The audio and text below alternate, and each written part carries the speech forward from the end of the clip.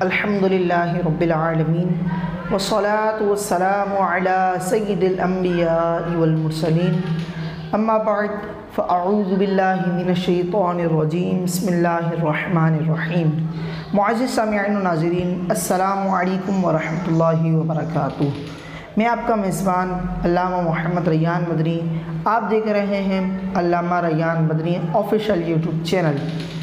معزز سامعین و ناظرین، امید ہے آپ دوست احباب خیر و عافیت سے ہوں گے۔ اللہ پاک مجھ سمیت آپ تمام کو اپنے حفظ و امان میں رکھے۔ معزز سامعین و ناظرین، رحمت والا برکت والا مہینہ ماہ رمضان المبارک ہمارے درمیان اپنی رحمتیں برکتیں لٹا رہا ہے۔ معزز سامعین و ناظرین، ویسے تو ماہ رمضان المبارک کا ہر دن ہر عشرہ رحمت والا برکت والا ہوتا ہے، لیکن جو آخری عشرہ ہے اس کی تو بات ہی کچھ الگ ہے۔ روایتوں میں آتا ہے کہ نبی کریم صلی اللہ علیہ وسلم فرماتے ہیں کہ اللہ تبارک و تعالی نے ماہ رمضان المبارک کے آخری عشرے میں شب قدر کو پوشیدہ رکھا ہے، اور وہ آخری عشرے کی طاق راتوں میں سے کوئی ایک رات ہے۔ تو اللہ تبارک و تعالی کے برگزیدہ بندے، نیک بندے عبادت کرنے کے لیے اس رات پر اللہ تبارک و تعالی کی خوب عبادت کرنے، اللہ تعالی کی رضا حاصل کرنے کے لیے وہ شب قدر کو تلاش کرتے ہیں۔ آئیے اس کے متعلق چند باتیں ہم سیکھتے ہیں اور سنتے ہیں۔ آخری عشرے کے متعلق 10 دن کی طاق راتوں میں سے ایک رات شب قدر کی بھی ہے، اسی لیے اللہ پاک کے نبی صلی اللہ علیہ وسلم اس رات کو پانے کے لیے ان 10 دنوں میں بڑی محنت و ریاضت فرماتے تھے۔ بیویوں سے علیحدہ ہو کر مسجد میں گوشہ نشین ہو جاتے تھے، یکسوئی کے ساتھ اللہ تعالیٰ کی عبادت کرتے تھے،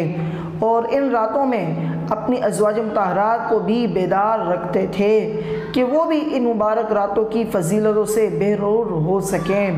اس سلسلے میں آئیے چند احادیث مبارکہ بھی سنتے ہیں۔ حضرت عائشہ صدیقہ رضی اللہ تعالی عنہا سے روایت ہے کہ جب رمضان کا آخری عشرہ آ جاتا تو آپ اپنا ازار باندھ لیتے، یعنی بیویوں سے علیحدہ، اور اللہ پاک کی عبادت کے لیے مستعد ہو جاتے تھے۔ اپنی رات کو زندہ رکھتے تھے، یعنی راتوں کو اللہ تعالیٰ کی عبادت میں مصروف رکھتے تھے، اور اپنی بیویوں کو بھی جگاتے تھے، یعنی ازواج مطہرات کو بھی ان راتوں میں بیدار رہنے اور اللہ تعالیٰ کی عبادت کرنے کے متعلق تلقین کیا کرتے تھے، ارشاد فرمایا کرتے تھے۔ ایک اور روایت ہے، حضرت عائشہ صدیقہ رضی اللہ تعالی عنہا سے روایت ہے، رسول صلی اللہ علیہ وسلم عبادات میں جس قدر محنت رمضان میں فرماتے تھے اتنے دوسرے مہینوں میں نہ کرتے تھے، اور عشرہ اخیر میں یعنی آخری عشرے میں جتنی کوشش فرماتے تھے رمضان کے اور دوسرے ایام میں اتنی کوشش نہ فرماتے تھے۔ اللہ اکبر۔ تو پتہ چلا نبی کریم صلی اللہ علیہ وسلم ماہ رمضان المبارک کے ہر دن ہر رات اللہ تعالیٰ کی عبادت میں گزارتے تھے، لیکن جب رمضان المبارک کا آخری عشرہ آتا، یعنی 21 سے لے کر 29 یا 30 روزے جو بھی بنتے ہیں دن، اتنے دنوں تک نبی کریم صلی اللہ علیہ وسلم اپنے آپ کو عبادت کرنے میں پہلے سے بھی زیادہ مشغول فرما لیا کرتے تھے۔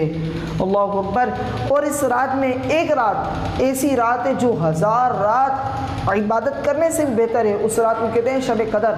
اس شب قدر کی تلاش میں نبی کریم صلی اللہ علیہ وسلم ساری رات عبادتوں میں گزارتے، اپنا سارا دن اللہ تعالیٰ کی یاد میں، اللہ تعالیٰ کی عبادت میں گزارتے تھے۔ ان دونوں احادیثوں سے بخوبی ظاہر ہو جاتا ہے کہ رمضان کے آخری عشرے میں اللہ پاک کے نبی صلی اللہ علیہ وسلم اور دیگر ایام کی بنسبت عبادات اور ذکر الہی میں زیادہ محنت کرتے تھے، نیز رات اور دن کے اکثر اوقات میں بالکل چاق و چوبند رہتے تھے۔ حدیث میں جس محنت و کوشش کا ذکر ہوا ہے اس میں نفل نمازیں، تلاوت قرآن پاک،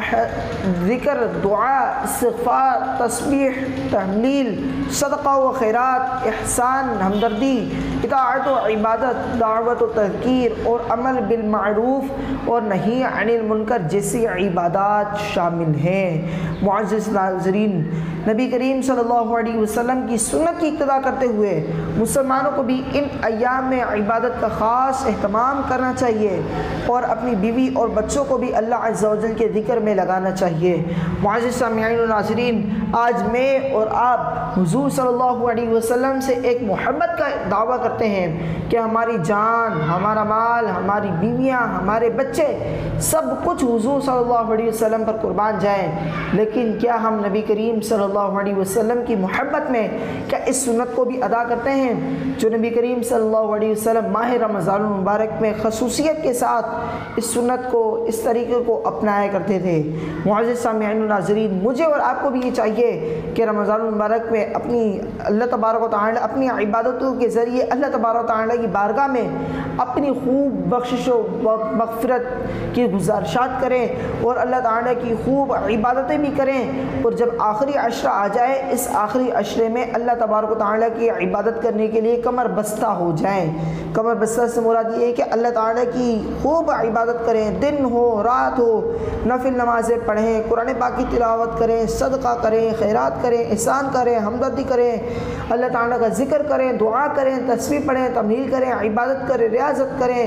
یہ جتنی بھی چیزیں ہیں یہ سب کی سب عبادات میں ہی شامل ہیں۔ مجھے اور آپ کو بھی رمضان المبارک کے علاوہ کے دنوں میں بھی یہ عبادتیں کرنی چاہیے۔ اللہ پاک مجھے اور آپ کو یہ عبادتیں کرنے کی بھرپور انداز سے کرنے کی توفیق عطا فرمائے۔ یہ بات عموماً دیکھنے میں آتی ہے کہ رمضان کے ابتدائی دنوں میں مسلمانوں کے اندر عبادات، خصوصاً تلاوت قرآن اور نماز تراویح کے لیے بڑا جوش و خروش پایا جاتا ہے، مگر جوں جوں رمضان المبارک کا وقت گزرتا جاتا ہے ان کا جوش و خروش ٹھنڈا ہوتا چلا جاتا ہے، اور صورتحال یہ ہو جاتی ہے کہ رمضان کے آخری عشرے تک نماز تراویح میں وہی لوگ باقی بچتے ہیں جو 5 وقتہ نمازوں کے پابند ہوتے ہیں۔ یہ صورتحال بے حد نقصان دہ اور قابل مذمت ہے، اسی لیے کہ رمضان کے جو ایام دوسرے دنوں کی بنسبت زیادہ مبارک ہیں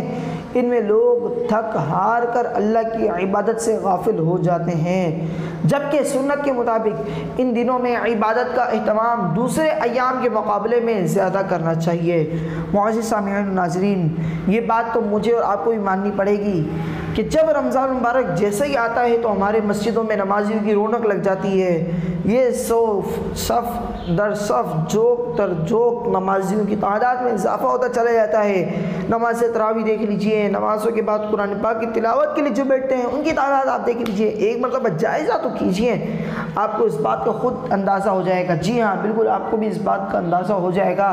کہ رمضان المبارک کے ابتدائی دنوں میں نمازیوں کا جوش جذبہ فل زیادہ ہوتا ہے، لیکن جوں جوں رمضان المبارک کے دن بڑھتے جاتے ہیں، 15ویں روزے تک پہنچتے ہیں، پھر جب آخری عشرے تک پہنچ جاتے ہیں تو نمازیوں کی تعداد بالکل ختم ہو جاتی ہے۔ تعداد صرف وہی باقی رہ جاتی ہے جو 5 وقت کے نمازی ہوتے ہیں، یعنی جو 5 وقت کی نماز جن مساجد میں پابندی کے ساتھ پڑھتے ہیں انہی لوگوں کی تعداد باقی رہ جاتی ہے۔ باقی وہ مسلمان جس کو رمضان المبارک کے آتے ہی جوش چڑھ گیا تھا وہ دن کے گزرنے کے ساتھ ساتھ ٹھنڈا ہوتا چلا گیا۔ اللہ اکبر۔ افسوس کے ساتھ یہ بات بھی کہنی پڑ رہی ہے کہ ان 3 عشروں میں ہے تو تینوں عشرے تینوں مکمل ایام رحمت و برکتوں والے، لیکن ان 3 عشروں میں جو آخر کا جو عشرہ ہے وہ سب سے زیادہ فضیلت کا حامل ہے، کیونکہ اس میں شب قدر کو بھی پوشیدہ رکھا گیا ہے، اور اس میں اللہ تبارک و تعالیٰ ان لوگوں کی جہنم سے بخشش و مغفرت بھی فرماتا ہے جن پر جہنم واجب ہو گئی ہو۔ اللہ اکبر۔ معزز سامعین و ناظرین، جس عشرے کی مجھے اور آپ کو خوب عبادت کرنی چاہیے اس عشرے میں لوگ نمازی بالکل ختم ہو جاتے ہیں۔ اللہ اکبر۔ اللہ تبارک و تعالی مجھے اور آپ کو بھی نماز پڑھنے کا، عبادت کرنے کا خوب جوش و جذبہ عطا فرمائے۔ معزز سامعین و ناظرین، صرف خود نے عبادت نہیں کرنی بلکہ گھر والوں کو بھی عبادت کے لیے موٹیویٹ کرنا ہے، بیوی کو، بچوں کو بھی عبادت کے لیے بیدار کرنا ہے، عبادت کرنے کے لیے ان کو بھی تلقین کرنی ہے۔ اور یاد رکھیے اپنے گھر والوں کو، اپنی بیوی کو، اپنے بچوں کو عبادت کی تلقین کرنا، عبادت کی طرف لے کر آنا، اور رمضان المبارک کے آخری عشرے میں اللہ تعالیٰ کی خوب عبادت کرنے کی بھی تلقین کرنا، یہ سب کی سب سنت مصطفیٰ صلی اللہ علیہ وسلم ہے۔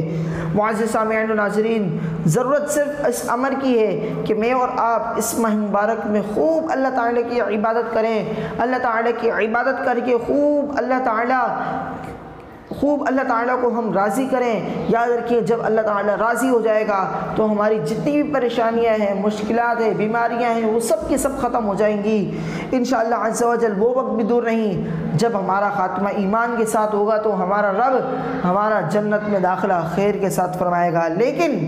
ان تمام کاموں کے لیے ضرورت یہ ہے کہ ہم اپنے آپ کو صرف اور صرف اللہ تعالیٰ کی عبادت کرنے کے لیے پیش کر دیں۔ ہم صرف اور صرف اللہ پاک کی خوب عبادتیں کریں، اللہ تعالیٰ کو راضی کریں، اللہ تعالیٰ کی رضا والے کام کریں۔ انشاءاللہ عز و جل اللہ تبارک و تعالیٰ ہم سے ضرور راضی ہو جائے گا۔ معزز سامعین و ناظرین، رمضان المبارک کے وقت کی مقدس گھڑیاں بھی چل رہی ہیں، ان قریب اس ماہ مبارک کا آخری عشرہ بھی ہمارے درمیان جلوہ گر ہو جائے گا۔ معزز سامعین و ناظرین، میں اور آپ آج یہ نیت کرتے ہیں کہ انشاءاللہ عز و جل ماہ رمضان المبارک کے آخری عشرے میں ہم خوب اللہ تعالیٰ کی عبادت کریں گے، خوب نفل نمازیں پڑھیں گے، خوب رمضان المبارک کے روزے بھی رکھیں گے اور نفل نمازیں بھی پڑھیں گے، قرآن پاک کی تلاوت کریں گے، احسان کریں گے، ذکر کریں گے، دعا کریں گے اور لوگوں کے ساتھ ہمدردی کا درس دیں گے اور تسبیح کریں گے، اللہ تبارک و تعالیٰ کو یاد کریں گے اور سب سے بڑھ کر اپنے گناہوں کی بخشش و مغفرت بھی کروائیں گے۔ معزز سامعین و ناظرین، اللہ تبارک و تعالیٰ مجھے اور آپ کو اس ماہ مبارک کا خوب ادب و احترام کرنے کی توفیق عطا فرمائے۔ مسلمانوں، آنے والے دنوں کی قدر کرو، یہ بڑے قیمتی اور مبارک دن ہیں۔ ان کی راتوں کو اللہ کی عبادت اور اس کے ذکر سے زندہ رکھو اور موقع کو غنیمت سمجھ کر پورا کا پورا فائدہ اٹھاؤ۔ زندگی کا کیا بھروسہ، کوئی ضروری نہیں کہ آئندہ رمضان اور اس کی یہ 10 مبارک راتیں ہمیں ملیں، اس لیے سستی و کاہلی کو چھوڑ کر عشرہ آخر کا استقبال عزم و حوصلے سے کرو اور عہد کر لو کہ ان 10 دنوں کا ایک ہی لمحہ قیمتی سمجھ کر ان کو اللہ تعالی کی عبادت میں گزار دوں گا اور اپنے لیے اعمال صالحہ کا قابل ذکر ذخیرہ تیار کروں گا۔ معزز سامعین و ناظرین، ابھی بھی ہمارے پاس وقت ہے، اللہ تعالیٰ نے ہمیں زندگی عطا فرمائی ہے، ہم اس زندگی سے خوب فائدہ اٹھائیں۔ اللہ تعالیٰ نے اس زندگی میں ہمیں ایک بار پھر رمضان المبارک جیسا عظیم الشان مہینہ بھی عطا کیا ہے۔ اگر ہم یہ اپنے ذہنوں میں سوچ بنا لیں کہ نہیں یار ابھی نہیں، ہم بعد میں اللہ تعالیٰ کی عبادت کر لیں گے، اس سال نہیں اگلے سال جو رمضان مبارک آئے گا اس میں ہم اللہ تعالیٰ کی عبادت کر لیں گے، یاد رکھیے یہ میری اور آپ کی بہت غلط اور بہت پیچیدہ قسم کی سوچ ہے۔ یہ سوچ ایسی ہے جو بہت کمتر قسم کی ہے۔ یاد رکھیے جو وقت ابھی چل رہا ہے اسی کو غنیمت جانیے، اسی کو اہمیت سمجھتے ہوئے خوب اللہ تعالیٰ کی عبادت کیجیے، نفلی عبادت کیجیے، 10 دن کا اعتکاف کیجیے، اللہ تعالیٰ کی رضا والے کام کیجیے۔ انشاءاللہ عز و جل اس مبارک دنوں کی خوب برکتیں بھی نصیب ہوں گی اور اس طرح ہم اپنے نامہ اعمال میں ایک ڈھیر سارا ذخیرہ جمع کرنے میں بھی کامیاب ہو جائیں گے۔ علامہ ابن رجب حنبلی رحمۃ اللہ تعالی علیہ لطائف المعارف میں امام سفیان ثوری رحمۃ اللہ تعالی علیہ کا یہ قول ذکر کرتے ہیں کہ میں بہتر سمجھتا ہوں کہ جب عشرہ آخر آ جائے تو آدمی تہجد کی نماز پڑھے، اس میں خوب محنت کرے اور اپنے ساتھ اپنی بیوی، بچوں اور گھر کے دوسرے لوگوں کو بھی ان راتوں کی عبادت میں لگائے، اس لیے کہ نبی کریم صلی اللہ علیہ وسلم سے بسند صحیح مروی ہے کہ آپ رات میں حضرت فاطمہ اور حضرت علی رضی اللہ تعالی عنہما کا دروازہ کھٹکھٹاتے اور فرماتے الا تقومانی فتصلیانی، کیا تم دونوں اٹھ کر نماز نہ پڑھو گے؟ آپ صلی اللہ علیہ وسلم کے داماد حضرت علی رضی اللہ تعالی عنہ بیان کرتے ہیں کہ اللہ کے رسول صلی اللہ علیہ وسلم ایک رات پچھلا پہرا دینے اپنی بیٹی فاطمہ رضی اللہ تعالی عنہا کے پاس آئے اور ہم دونوں سے فرمایا کہ کیا تم دونوں نماز نہیں پڑھتے ہو؟ حضرت علی رضی اللہ تعالی عنہ کہتے ہیں کہ میں نے جواب دیا اے اللہ کے رسول صلی اللہ علیہ وسلم ہماری جانیں اللہ کے ہاتھ میں ہیں، جب اللہ نے اٹھانا چاہا تو ہم اٹھ گئے۔ رسول اکرم صلی اللہ علیہ وسلم واپس پلٹ گئے، آپ نے میری اس بات کا کوئی جواب نہیں دیا، مگر میں نے سنا کہ آپ واپس ہوتے ہوئے اپنی ران پر ہاتھ مار رہے تھے اور یہ آیت پڑھ رہے تھے وَكَانَ الْإِنسَانُ أَكْثَرَ شَيْءٍ جَدَلًا۔ اللہ تعالیٰ ہم تمام مسلمانوں کو عشرہ اخیر کی قدر کرنے والا بنا دے اور اس کی عبادتوں کو شرف قبولیت بخش کر ہماری مغفرت فرما دے۔ معزز سامعین و ناظرین، آخر عشرہ جو ہے رمضان المبارک کا یہ بہت ساری برکتوں کا حامل ہے، جیسا کہ ہم نے روایتیں بھی سنی، حدیث مبارکہ بھی سنی کہ جن میں نبی کریم صلی اللہ علیہ وسلم نے واضح طور پہ ارشاد فرما دیا ہے کہ اس ماہ مبارک میں خوب اللہ تعالیٰ کی عبادت کرو۔ معزز سامعین و ناظرین، لیکن ساتھ میں نبی کریم صلی اللہ علیہ وسلم کا یہ بھی فرمان ہے کہ اس ماہ مبارک کے جو اخیر عشرہ ہے اس میں اللہ تعالیٰ کی خوب عبادت کرو، اور صرف خود عبادت نہ کرو بلکہ اپنے بیوی، اپنے بچے اور دیگر جو گھر والے ہیں ان کو بھی اس عبادت کے لیے اٹھاؤ، ان کو بھی بیدار کرو تاکہ وہ بھی اس عبادت میں شامل ہو جائیں۔ یاد رکھیے ان کو یہ اٹھانے کا جو عمل ہے یہ بھی ادائے مصطفیٰ، سنت مصطفیٰ صلی اللہ تعالی علیہ وآلہ وسلم ہے۔ اللہ تبارک و تعالی مجھے اور آپ کو اس آخر عشرے میں اللہ تعالیٰ کی خوب عبادت کرنے کی توفیق عطا فرمائے۔ معزز سامعین و ناظرین، اس ماہ مبارک میں کہ آخری کا جو عشرہ ہے 21 رمضان المبارک سے لے کر 30 سے 29 رمضان المبارک، یعنی کہ شوال المکرم کا چاند نظر آنے تک کے جتنے ایام بنتے ہیں، 21 سے 30 رمضان المبارک کے دن کے جو ایام ہیں تقریباً 10 دن بنتے ہیں۔ ان 10 دنوں کے اندر اللہ تبارک و تعالیٰ کی عبادت کے لیے، اللہ تعالیٰ کی رضا و خوشنودی حاصل کرنے کے لیے اللہ تبارک و تعالیٰ کے نبی صلی اللہ علیہ وسلم ان 10 دنوں میں اعتکاف فرمایا کرتے تھے۔ اللہ اکبر۔ معزز سامعین و ناظرین، بہت سے مسلمان اس ادائے مصطفیٰ صلی اللہ علیہ وسلم کو اپنانے کے لیے اس آخر عشرے میں اعتکاف کرتے ہیں۔ معزز سامعین و ناظرین، آئیے اعتکاف کے متعلق چند باتیں سیکھنے اور سننے اور سمجھنے کی سعادت حاصل کرتے ہیں۔ نبی کریم صلی اللہ علیہ وسلم کا یہ معمول ہمیشہ رہا، چنانچہ حضرت عائشہ صدیقہ رضی اللہ تعالی عنہ روایت کرتی ہیں کہ نبی کریم صلی اللہ علیہ وسلم رمضان کے آخری عشرے کا اعتکاف فرماتے تھے، یہاں تک کہ اللہ نے آپ صلی اللہ علیہ وسلم کو وفات دے دی۔ پھر آپ کے بعد آپ کی ازواج مطہرات نے اعتکاف کیا۔ اسی مفہوم کی حدیث صحیحین میں حضرت ابن عمر رضی اللہ تعالی عنہما سے بھی مروی ہے، نیز حضرت ابو ہریرہ رضی اللہ تعالی عنہ سے روایت ہے کہ اللہ کے نبی صلی اللہ علیہ وسلم ہر رمضان میں 10 دن اعتکاف کرتے تھے۔ البتہ جس سال آپ کا انتقال ہوا اس رمضان میں آپ صلی اللہ علیہ وسلم نے 20 دن اعتکاف فرمایا۔ ان روایتوں سے معلوم ہوا کہ رمضان کے آخری عشرے کا اعتکاف سنت ہے۔ ابھی ہم نے جو روایت سنی جس کے راوی حضرت ابو ہریرہ رضی اللہ تعالی عنہ ہیں، اس روایت میں بیان ہوا کہ نبی کریم صلی اللہ علیہ وسلم کا جس سال انتقال ہوا، یعنی جس سال آپ نے اس ظاہری دنیا سے پردہ فرمایا، اس سال آپ صلی اللہ علیہ وسلم نے 20 دن کا اعتکاف فرمایا۔ اس کی کیا وجہ تھی؟ آئیے یہ بھی سنتے ہیں۔ جس دن آپ کا اس دنیا سے وصال ظاہری ہوا اس سے 1 سال قبل نبی کریم صلی اللہ علیہ وسلم سفر کی حالت میں تھے۔ اس سفر کی حالت کی وجہ سے آپ صلی اللہ علیہ وسلم نے اعتکاف نہیں فرمایا تھا۔ نبی کریم صلی اللہ علیہ وسلم نے اسی گزشتہ سال کے اعتکاف کو دہرانے کے لیے، یعنی کہ وہ بھی مکمل ہو جائے، اس اعتکاف کی قضا آپ سمجھ لیجئے، یا وہ جو اعتکاف رہ گیا تھا اس اعتکاف کو پورا کرنے کے لیے نبی کریم صلی اللہ علیہ وسلم نے آئندہ سال 20 روز کا اعتکاف کیا۔ معزز سامعین ناظرین، ہر مسلمان کے اندر اس سنت پر عمل کرنے کا خوب جذبہ بھی ہونا چاہیے۔ اللہ تبارک و تعالی مجھ سمیت آپ تمام کو اس طرح کے جذبے اپنے دلوں کے اندر پیدا کرنے کی توفیق عطا فرمائے۔ اگر کوئی مسلمان اس سنت پر عمل پیرا ہونے کی سعادت سے بہرور ہو جائے تو اسے بے شمار فوائد حاصل ہوں گے اور اس کی روحانیت اس سنت پر عمل پیرا ہونے کی سعادت سے بہرور ہو جائے تو اسے بے شمار فوائد حاصل ہوں گے اور اس کی روحانیت میں غیر معمولی ترقی ہوگی۔ ان میں سب سے اہم فائدہ یہ ہے کہ اعتکاف کرنے والے سے شب قدر کی فضیلت و ثواب فوت ہونے کا اندیشہ کم رہے گا، اور اس کے بارے میں یہ امکان قوی ہوگا کہ وہ اس رات کو حاصل کر کے اس کے اجر و ثواب سے بہرور ہو سکے گا۔ نیز اعتکاف کی حالت میں دنیا کے جھمیلوں سے نجات پا کر اللہ تبارک و تعالی کی عبادت، ذکر، تلاوت قرآن، دوسرے عبادتوں کا موقع بھی مل جاتا ہے۔ اسی لیے ہر مسلمان کو رمضان کے آخری عشرے میں اعتکاف کرنے کی کوشش کرنی چاہیے۔ معزز سامعین و ناظرین، جب کوئی مسلمان بندہ اللہ تعالی کی رضا حاصل کرنے کے لیے اعتکاف میں بیٹھتا ہے،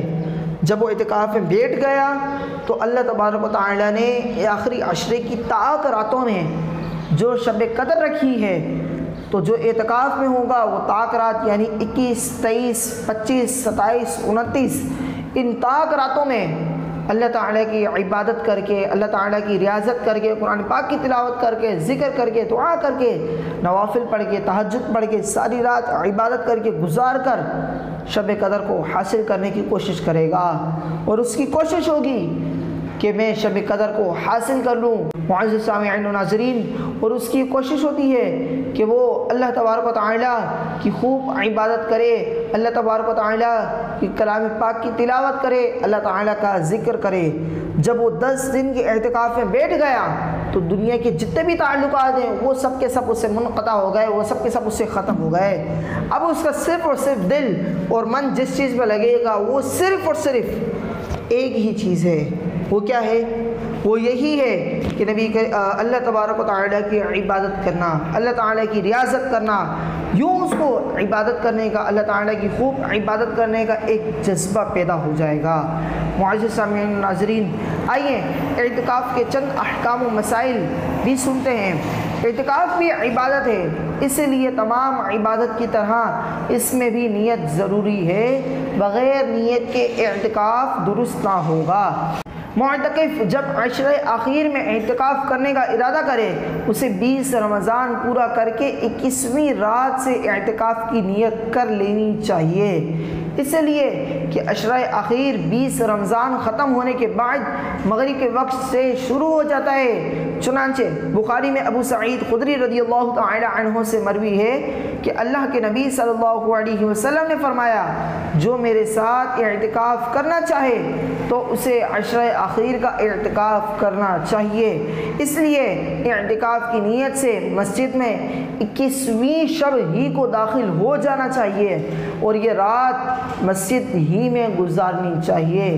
البتہ حضرت عائشہ صدیقہ رضی اللہ تعالی عنہ کی ایک روایت بخاری میں ہے جس سے ظاہر ہوتا ہے کہ اللہ کے رسول صلی اللہ علیہ وسلم فجر کی نماز پڑھ کر اپنے معتکف یعنی اعتکاف کی جگہ میں داخل ہوتے تھے۔ اس کا مفہوم علماء نے یہ بتایا ہے کہ آپ اعتکاف کی نیت سے رات مسجد میں ہی گزارتے تھے، البتہ اپنے جائے اعتکاف میں بعد نماز فجر داخل ہوتے تھے۔ اس طرح اگر کوئی شخص 21ویں شب جائے اعتکاف کے بجائے مسجد میں گزارے اور فجر کی نماز کے بعد اپنے معتکف میں داخل ہو تو کوئی حرج نہیں۔ معزز سامعین و ناظرین، ہمیں یہ ایک مسئلہ بھی سیکھنے کو ملا ہے۔ اللہ تبارک و تعالی ہمیں یہ مسئلہ یاد رکھ کر دوسروں تک بھی پہنچانے کی توفیق عطا فرمائے۔ بہتر ہے کہ اعتکاف ایسی مسجد میں کیا جائے جہاں جمعہ و جماعت کا اہتمام ہوتا ہو، اعتکاف کرنے والے کو باہر جانے کی ضرورت باقی نہ رہے۔ معزز سامعین و ناظرین، آئیے ایک روایت دوبارہ سنتے ہیں۔ حضرت عائشہ صدیقہ رضی اللہ عنہ کی ایک روایت بخاری میں ہے جس سے ظاہر ہوتا ہے کہ اللہ کے رسول صلی اللہ علیہ وسلم فجر کی نماز پڑھ کر اپنے معتکف یعنی اعتکاف کی جگہ میں داخل ہوتے ہیں۔ اس کا مفہوم علماء نے یہ بتایا ہے کہ آپ اعتکاف کی نیت سے رات مسجد ہی میں گزارتے تھے اور البتہ اپنے جائے اعتکاف میں بعد فجر نماز فجر داخل ہوتے تھے۔ اس طرح اگر کوئی شخص 21ویں شب جائے اعتکاف کے بجائے مسجد میں گزارے اور فجر کی نماز کے بعد اپنے معتکف میں داخل ہو تو کوئی حرج نہیں۔ معزز سامعین و ناظرین، یہاں یہ جو مسئلہ ہمیں سیکھنے کو ملا کہ اب اگر کوئی بندہ، کوئی مسلمان بھائی اعتکاف کرنا چاہتا ہے تو اسے 21ویں شب شروع ہونے سے پہلے جس مسجد میں اعتکاف کرنا ہے اس مسجد میں پہنچ جانا ضروری و لازم ہے۔ 21ویں شب گزر جانے کے بعد 21ویں شب اسے گھر میں گزاری، اب جب صبح فجر ہوئی وہ اگر مسجد میں اب آتا ہے تو اس کا اعتکاف نہیں شمار ہوگا، البتہ اگر 10 دن وہ گزارتا ہے تو نفلی اعتکاف ہوگا۔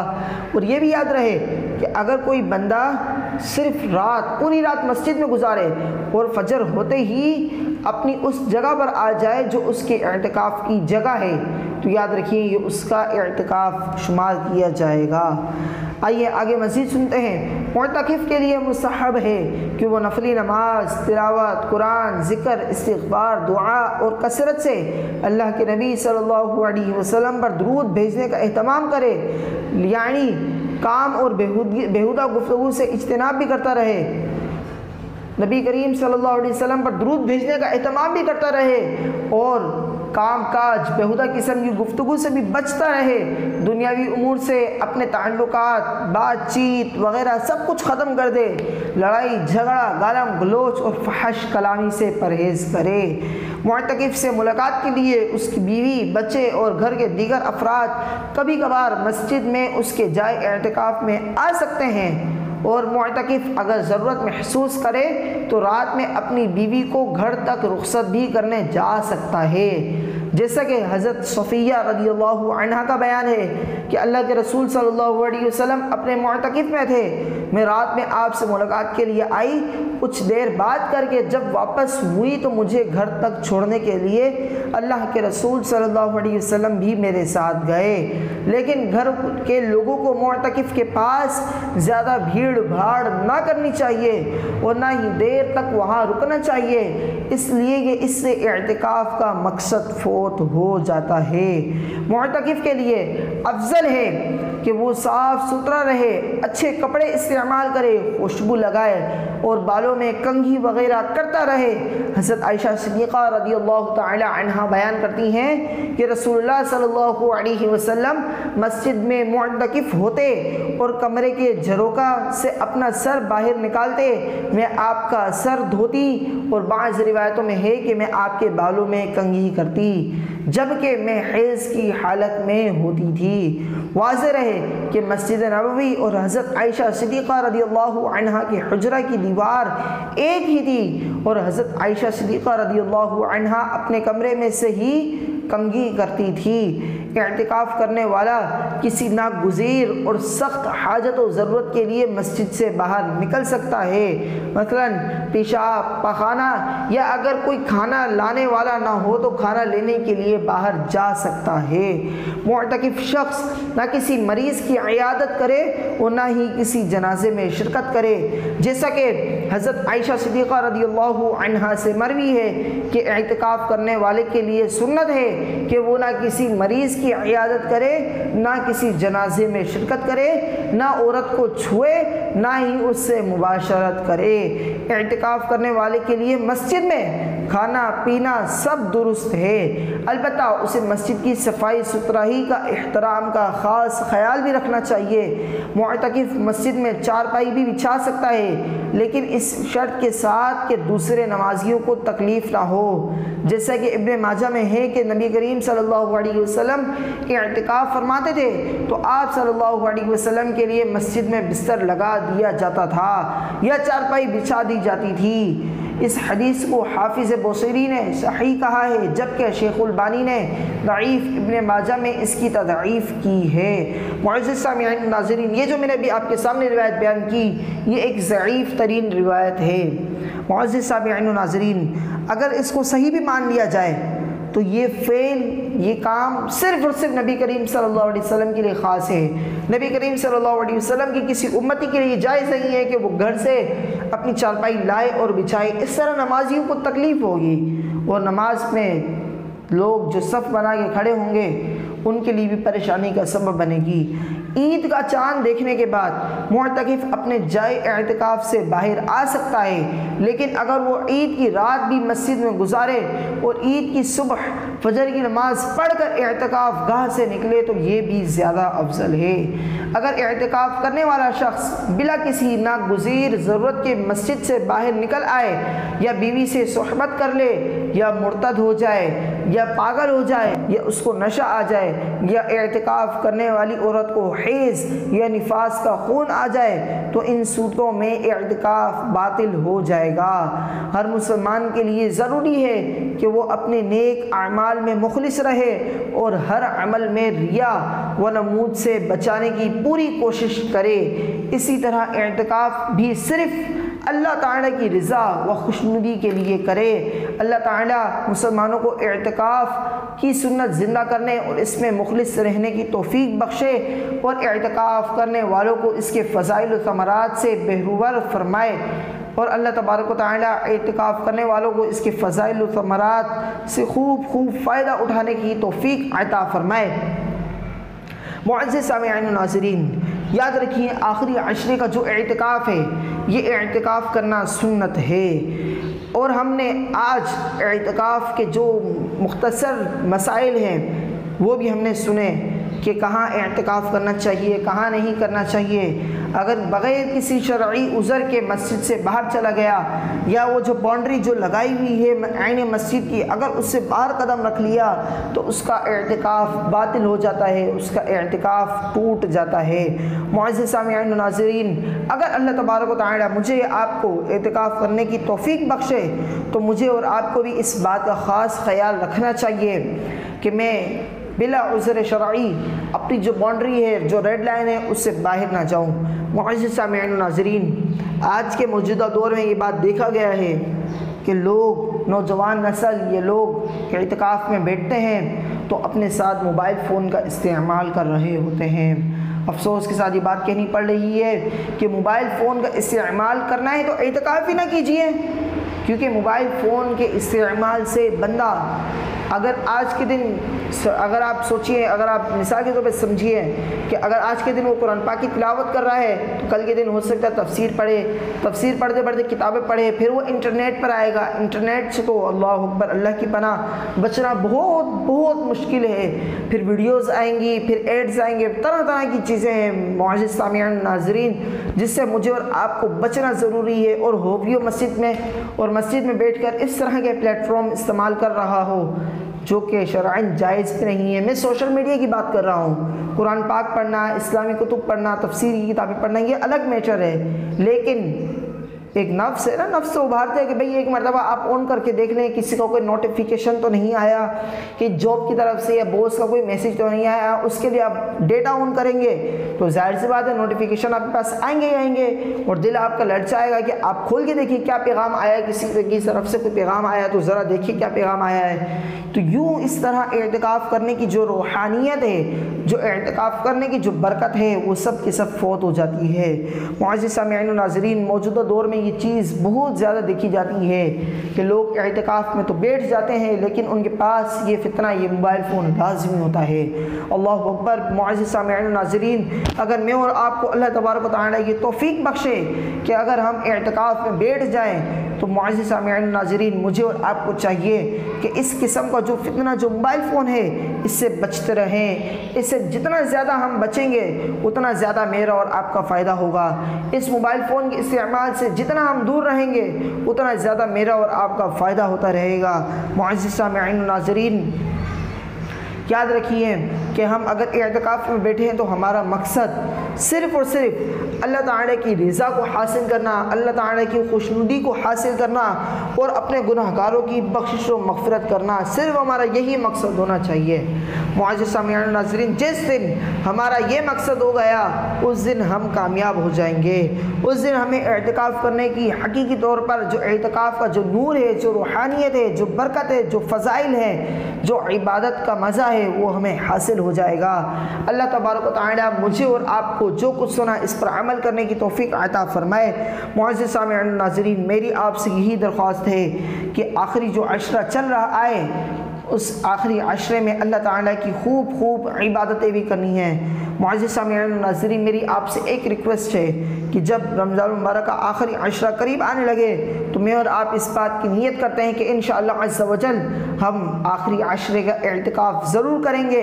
آخری عشرے کا اعتکاف صرف اور صرف اللہ تعالیٰ کی رضا حاصل کرنے کے لیے، اللہ تعالیٰ کی خوشنودی حاصل کرنے کے لیے کریں گے، اور ہم ہر طرح کی گمراہیوں سے، ہر طرح کی بری باتوں سے، ہر طرح کے فعل سے ہم بچتے رہیں گے، اور انشاءاللہ عز و جل ہمیں اس اعتکاف کرنے کی خوب برکتیں بھی نصیب ہوں گی۔ اللہ تبارک و تعالیٰ مجھے اور آپ کو اس اعتکاف کرنے کی خوب برکتیں حاصل کرنے کی توفیق عطا فرمائے، اور جو کچھ سنا اس پر عمل کرنے کی توفیق عطا فرمائے۔ وآخر دعوانا ان الحمدللہ رب العالمین۔ ویڈیو اچھی لگی ہو تو چینل کو سبسکرائب کیجئے گا، ویڈیو کو لائک کیجئے گا، اور شیئر کمنٹس کرنا نہ بھولیے گا۔ اگر آپ کا اعتکاف کے متعلق کا کوئی سوال ہو تو آپ کمنٹ سیکشن میں پوچھ سکتے ہیں، انشاءاللہ عز و جل آپ کی رہنمائی کے لیے بر وقت آپ کو جواب بھی مل جائے گا انشاءاللہ۔ اب میری آپ سے ملاقات نیکسٹ ویڈیو میں ہوگی، تب تک کے لیے اللہ حافظ، السلام علیکم، اللہ نگہبان۔